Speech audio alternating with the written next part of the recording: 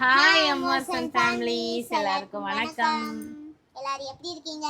ஆனால் நான் நல்லா இல்லை. இந்த வீடியோ என்னன்னு பார்த்தீங்கன்னா, போன வாரத்தில் இவர் சஞ்சனாவுக்கு டியூஷன் சொல்லி கொடுத்துட்டு இருந்தேன். அப்போ எல்லாம் வீடியோவில் பேசிட்டு இருந்தார். அந்த வீடியோவை அப்லோட் பண்ணிட்டாரு. அந்த வீடியோவுக்கு சில பல கமெண்ட் கொஞ்சம் ஹர்ட்டிங்காக இருந்துச்சு.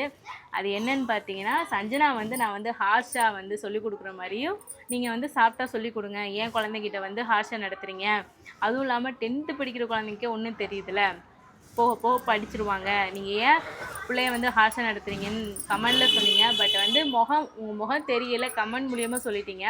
முகம் தெரியல. சஞ்சனாவுடைய அப்பா கூட அப்படி தான் சொல்கிறாங்க, சஞ்சனாவை திட்டாத, அடிக்காத, அவள் படிக்கையில் படிச்சுக்கிறவா, அதனால நீ அவளை புஷ் பண்ணாத அப்படின்னு அவருமே சொல்கிறாரு. நானும் யோசிச்சு பார்த்தேன், சரி நம்ம பிள்ளை படிக்கணும் அப்படின்னு நான் நினச்சி சொல்கிறதுப்படி நம்ம படிக்கலை, நம்ம பிள்ளை நல்லபடியாக படிக்கட்டும் அப்படிங்கிற ஒரு ஆசையில் தான் நான் அப்படி சொல்கிறேன். ஆனால் நீங்கள் தான் சொல்கிறத பார்த்துட்டு நானும் யோசித்தேன், சரி வேணாம், கூட இருந்துட்டு நம்ம படி நானும் வேலை பார்க்கணும், சமையல் செய்யணும், அவனை இனியனையும் பார்க்கணும், இதுக்கிடையில் சஞ்சனாவே சொல்லிக் கொடுக்கணும். ஸோ எனக்கும் அது ரொம்ப ப்ரெஷர், ஒரு என்ன சொல்கிறது, ஒரு மைண்ட் அளவில் ரொம்ப டிஸ்டர்ப்டாக இருந்துச்சு. சரி ஓகே, அவளை திட்ட வேணாம், அடிக்க வேணாம், நான் எதுவுமே அவளை புஷ் பண்ண கிடையாது அப்படின்னு அவர்கிட்டே 500 ரூபா வாங்கி சஞ்சனா கையில் கொடுத்துட்டு, சஞ்சனா நம்ம ஏரியாவுக்கு பக்கத்துலேயே ஒரு அக்கா டியூஷன் எடுக்கிறாங்க, அவங்கள்ட்ட அனுப்பிட்டேன். ஃப்ரைடே டியூஷன் போயிட்டா. இன்றைக்கி எத்தனாவது நாள், 3வது நாள். டியூஷன் எப்படி இருக்குது?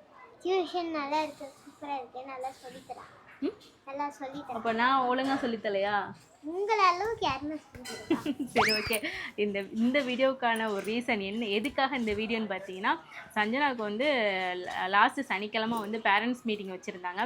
என்னால் பேரண்ட்ஸ் மீட்டிங்க்கு போக முடியல. ஏன்னு பார்த்தீங்கன்னா, போன வாரம் சனிக்கிழமை இனியனுக்கு வச்சுருந்தாங்க.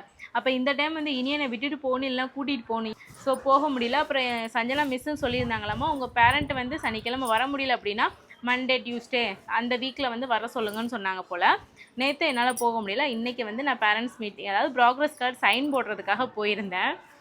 நான் சஞ்சனாக்கிட்ட சொல்லியிருந்தேன், சஞ்சனா நான் அம்மா வருவேன் சைன் போடணும்னு சொல்லியிருந்தேன். அதே மாதிரி கிளாஸ்க்கு போயிட்டேன்.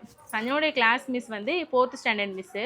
4th ஸ்டாண்டர்ட் இப்போ 1 மந்த்லேயே முடிஞ்சிடும் பார்த்துக்கோங்க. அந்த மிஸ்ட்டை நான் மிஞ்சி போனால் ஒரு 5 நிமிஷம் கூட பேசுனதில்லை. ஃபஸ்ட் டேர்ம், செகண்ட் டேர்ம், இப்போ 3rd டேர்மு ப்ளஸ் மிட் டேர்முக்குனா பேரண்ட்ஸ் மீட்டிங் வைப்பாங்க. எல்லா இடத்துக்குமே போயிருக்கேன். மிஸ்ட்டை ஒரு 5 நிமிஷம் கூட நான் பேசினது கிடையாது. ஆனால் இந்த டைமு எப்படியும் ஒரு 1/4 மணி நேரம் 20 நிமிஷமாவது அந்த மிஸ்ட்டை பேசியிருப்பேன். என்னென்னா ஒரே கம்ப்ளைண்ட் தான், சஞ்சனாவா அவள் ரேங்க் என்னன்னு நீங்களே கேளுங்க. இந்த டைம் என்ன ரேங்க் எடுத்த? தமிழில் சொல்லு. 19. கிளாஸில் எத்தனை ஸ்டூடெண்ட் இருக்கிறாங்க? 42 ஸ்டூடெண்ட்ஸ். இதுக்கு முன்னாடி என்ன ரேங்க் எடுத்த? 6th rank. பார்த்தீங்களா, 6th ரேங்க் எடுத்தா. 6th ரேங்க் எடுக்கிறதுக்கு முன்னாடி 13வது ரேங்க் எடுத்தா. 13லேருந்து சஞ்சனா ஓகே போக போக நல்லா படிச்சிரும் அப்படிங்கிற மாதிரி சொன்னாங்க. அடுத்த டைம் 6th ரேங்க் எடுத்தாங்க. சொல்கிறதுக்கு வார்த்தையே இல்லை. அவங்க மிஸ்க்கு அவ்வளோ ஒரு சந்தோஷம், பரவாயில்ல ஸ்டூடெண்ட் நல்லா படிக்கிறான்னு நினச்சி அவ்வளோ என்கரேஜ் பண்ணாங்க. சஞ்சனாவா நல்லா படிக்கிற பிள்ளை, ஓகே கொஞ்சம் ஸ்லோவாக எழுதுறா, கொஞ்சம் இன்கம்ப்ளீட் பண்ணுறா, மற்றபடி ஓகே அப்படிங்கிற மாதிரி சொல்லியிருந்தாங்க. ஆனால் இந்த டைம் போனால் சஞ்சனாவா சரியான வாயடி, கிளாஸில் அவ்வளோ வாய் அடிக்கிறா. மதியத்துக்கு லஞ்சு முடிச்சுட்டு போகிறா, எப்படி கிளாஸ் ஆரம்பித்தோடனே கிளாஸ்க்கே வரா. எங்கே போகிறேன்னு கேட்டால் தம்பியை பார்க்க போகிறேங்கிற மாதிரி சொல்லிடா அப்படின்னு.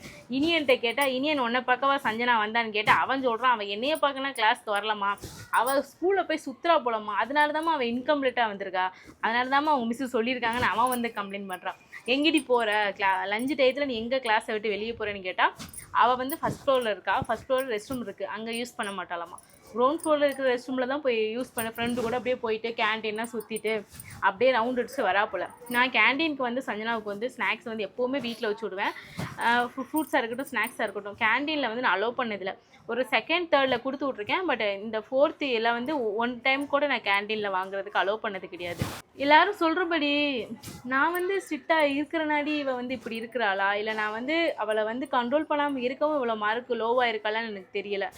கிளாஸ் மிஸ்ஸும் அவ்வளோ கம்ப்ளைண்ட். நான் சொல்கிறதுக்கு இவ இருக்கிற டேலண்ட்டுக்கு இவள் கிளாஸ் டாப்பராக வர அளவுக்கு கூட நல்ல டேலண்டான ஒரு பொண்ணு சஞ்சனா, நல்லா அப்சர்வ் பண்ணிக்கிறான். ஆனால் ரொம்ப ஏனோ தானேன்னு இருக்கா, ரொம்ப எதுலேயுமே ரொம்ப இதாக இருக்க மாட்டேங்கிறா அப்படிங்கிற மாதிரி சொல்கிறாங்க. ஏன் சஞ்சனா அப்படி இருக்கா? இன்றைக்கி கிளாஸில் எவ்வளோ மிஸ் கம்ப்ளைண்ட் பண்ணாங்க. இப்போ நம்ம நார்மலாக ஒரு 10 பேரண்ட்ஸோட போனால் இந்த அளவுக்கு பேசியிருக்க மாட்டாங்க. ஒவ்வொரு ஸ்டூடெண்ட்டாக பார்த்துட்டு சைன் போட்டு அனுப்பியிருப்பாங்க. இன்றைக்கி நான் சிங்கிள் பேரண்ட்டாக போயிட்டேன். ஸோ கம்ப்ளைண்ட் மேலே கம்ப்ளைண்ட். ஏன் இந்த மாதிரி கம்ப்ளைண்ட் பண்ணாங்க? ஏன் படிக்க மாட்டேங்கிற? படிச்சிருந்தேன் எப்போ? இன்னொரு எக்ஸாம் வரும் பாருங்க, டியூஷன் போயிட்டாலாமா இன்னொரு எக்ஸாம் வருமா படிச்சிருவாளாம்.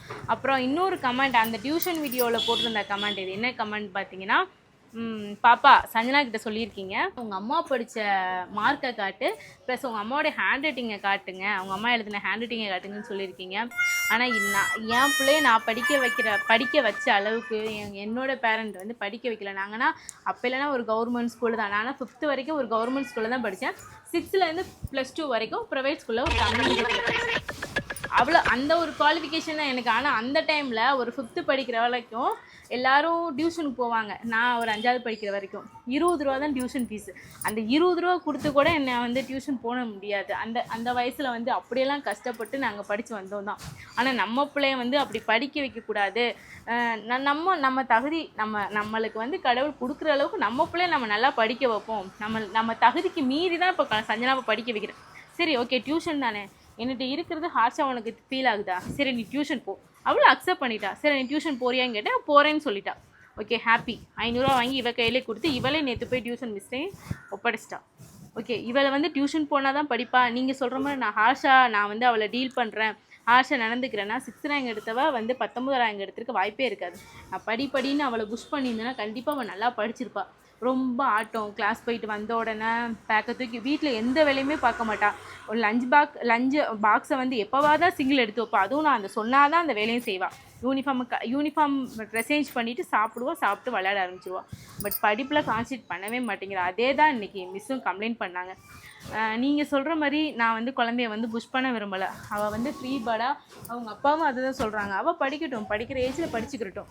ஸோ இப்படியே விட்டால் அது சரியாக தவறாங்கிறது நீங்கள் தான் கமெண்டில் சொல்லணும். என் கூட நான் வச்சுக்கிற விரும்பலை. சரி, நம்ம கூட இருந்துச்சுன்னா இவள் ஆடிக்கிட்டு இருக்கையில் நம்மளுக்கு வந்து ஃபீல் ஆகும், என்னடா அது கிளாஸ் டயத்தில் ஹோம்ஒர்க் அனுப்பியிருக்காங்க. ஏன்னா ஃபோனில் தானே ஹோம்ஒர்க் வருது. ஏன்னா முன்னாடிலாம் அப்படின்னா வராது, இப்போனா வாட்ஸ்அப் குரூப்பில் அனுப்பிடுறாங்களா, என்னென்ன ஹோம்ஒர்க் இருக்குது, இவ்வளோ ஹோம்ஒர்க் இருக்கே, அவள் ஆடிக்கிட்டு இருக்கிறாளே அப்படிங்கிற மாதிரி நம்மளுக்கு ஃபீல் ஆகுது. ஸோ இப்போ டியூஷன் அனுப்பிட்டோம். அவள் டியூஷனில் என்ன படிக்கிறாளோ அவள் படிக்கட்டும். அவள் வந்து இனிமேல் அவளே பார்த்துக்கிட்டோம். என்ன ஓகேவா? என்ன ஓகேனா? இப்போ இன்னைக்கு 19 ரேங்க் எடுத்திருக்க, நாளைக்கு என்ன ரேங்க் எடுக்கலான்னு உனக்கு ஆசை? நல்லா படிச்சுட்டு இருந்துட்டு இவ்வளோ மார்க் எடுக்கிறியோ, உனக்கு அது ஃபீலாகவே இல்லையா சஞ்சனா? இவளை பார்த்துட்டு என்ன சொல்கிறிய? நல்லா அழகாக தலையாசிக்குது, ரொம்ப அமைதியான குழந்தை, அவ்வளோ அறிவாக தலையாசிக்குது, அதுவும் அப்போ ராஜா பிரதர் மாதிரி இருக்குது அறிவான குழந்தைன்னு சொல்கிறீங்க. இப்போனா நான் கேட்குறதுக்கு அவள் பதில் சொல்லல. நம்மளுக்கு எப்படி இருக்குன்னா, இவனா என்ன கேள்வி கேட்குறா, இவளுக்குனா என்ன பதில் சொல்லணும், அந்த ஒரு மைண்ட் செட்டில் தான் அவள் மண்டையாடுறா. அப்படிதானே? வேற இன்னைக்கு உங்கள் மிஸ் இவ்வளோ கம்ப்ளைண்ட் பண்ணியிருக்க வேண்டிய அவசியம் இருக்காதுல்ல. நீ படித்து நல்லா எழுதியிருந்தீங்கன்னா அதுக்கும் பதில் சொல்ல மாட்டேன். சஞ்சனா உண்மையிலேயே இதில் கிளாஸ் டைரியில் வந்து யூடி டெஸ்ட் வைப்பாங்க. இந்த மாதிரி கிளாஸில் வந்து வீக்லி வந்து யூடி டெஸ்ட் வைப்பாங்க. அந்த மார்க்கை வந்து மென்ஷன் பண்ணியிருப்பாங்க. 10 மார்க்குக்கு 10 ஏதாவது ஜூஸோ கொஸ்டின் ஆன்சரோ புக் பேக்கு ஏதாவது ஒன்று வைப்பாங்க. சஞ்சனா மோஸ்ட்லி எல்லாத்துலேயுமே 10 out of 10 தான் எடுப்பாள். அந்த அளவுக்கு தான் அவளை எய்ம் பண்ணி படிக்கவே வச்சுருக்கேன். 9, 10 அந்த மாதிரி தான் மார்க் எடுப்பாள். நான் வந்து இன்றைக்கி டெஸ்ட்டு படித்து நாளைக்கு போய் எழுதிட்டு அவ்வளோ ஹாப்பியாக வந்து சொல்லுவோம், அம்மா எனக்கு டெஸ்ட்டு சூப்பராக எழுதுமா, நீங்கள் சொல்லிக் கொடுத்த எல்லாமே வந்துருச்சுமா அப்படிங்கிற மாதிரி சொல்லுவா. ஆமாவா இல்லையா? அந்த அளவுக்கு தான் நான் ரெடி பண்ணி விட்டுருக்கேன். பட்டு இன்றைக்கி வந்து சஞ்சனா வந்து டியூஷன் போகிறா அப்படின்னா அது வந்து எனக்கு உண்மையில அங்கே போய் என்ன படிக்க போகிறா. 500 ரூபா கட்டுறேன், அவங்க 500 ரூபா கொடுத்துருக்கேன். ஆனால் அந்த 500 ரூபா கொடுத்துட்டு நேற்று டியூஷன் நோட்டு வந்து கொடுத்தா. டியூஷன் நோட்டுன்னு ஒன்று அனுப்பிவிட்டேன் நேற்று. அந்த நோட்டில் ஒரு டெஸ்ட்டு மட்டும் எழுதிட்டு வந்து காமிச்சா. அதுவும் இல்லாமல் ஒரு நாளைக்கு ஒரே ஒரு சப்ஜெக்ட் தான் படிப்பாளாமா டியூஷனில். ஆட்டம் பாட்டம் கொண்டாட்டம். அப்போ அந்த ஒரு நாளைக்கு 5 சப்ஜெக்ட்லேயுமே ஹோம்ஒர்க் கொடுக்குறேன். மற்ற சப்ஜெக்ட் நான் எப்போ படிக்க போகிறான்னு தெரியாது. நான் வந்து இந்த டியூஷனில் என்ன சொல்லிக் கொடுப்பாங்க எப்படி அப்படின்னு கூட எனக்கு தெரியாது. சஞ்சனாவை இது நாள் வரைக்கும் நான் டியூஷனுக்கே அனுப்புனதில்லை. இப்போ தான் ஃபஸ்ட் டைமே அவளுக்கு டியூஷன் அனுப்பியிருக்கேன். டியூஷனில் நல்லா சொல்லித்தராங்களா சஞ்சனா? மோட்டோ சமோசா வேணும்டா மோட்டோ. சரி ஓகே, டியூஷனுக்கு டைம் ஆச்சு. சஞ்சனா போய் டியூஷனுக்கு அனுப்பிடுறேன். நான் அந்த வீடியோவில் என்ன சொல்ல வந்தேன்னு பார்த்தீங்கன்னா, சஞ்சனா வந்து ஹார்ஷா வந்து நான் டீல் பண்ணுறேன்னு நீங்கள் சொன்ன காரணத்துக்காக, அப்புறம் சஞ்சனாவுடைய தகப்பனார் சொன்ன காரணத்துக்காக இவளை வந்து நான் இனிமேல் ஹார்ஷாக நடத்த மாட்டேன். ஏன்னா அவன் கூட இருந்தால் தானே ஹார்ஷாக இருக்கலாம். ஹார்ஷாக வந்து படின்னு சொல்கிற மாதிரி இருக்கும். டியூஷன் போயிட்டு ஜாலியாக வரட்டாங்க. படிக்கல அது அவராச்சு, டியூஷன் மிஸ் ஆச்சு, இவளாச்சு. நான் வந்து அதில் இன்வால்வ் கிடையாது. இத்துடன் நாடகம் நிறைவேறியது. என்னுடைய வேதனை வந்து யாருக்குமே புரியாது. என்னால் தலையில் அடிச்சுட்டு அழுகாத குறை எப்படின்னா நான் அழுகுவேன். இவளுக்குமே அது வந்து ஃபீல் பண்ணிக்கிற மாட்டான். அந்த நிற்கிறவருமே அவருமே ஃபீல் பண்ணிக்கிற மாட்டான். அவர் சொல்லுவார், நான் பிள்ளைய வந்து படின்னு சொல்கிறது வந்து என்னை வந்து பொல்லாதவளாக வந்து இந்த இடத்துல நான் தெரிகிறேன். டியூஷனுக்கு போக வேண்டிய நேரத்தில் டியூஷனுக்கு போகாமல் வீடியோ எடுத்துக்கிட்டு இருந்தால் அடுத்து 19வது ரேங்க் இல்லை 91வது ரேங்க் தான். ஓகே, பாய் சொல்லு. நான் இதுக்கு மேலே என்ன சொல்கிறதுன்னு தெரியல. பாய். நன்றி, வணக்கம், மீண்டும் முருக.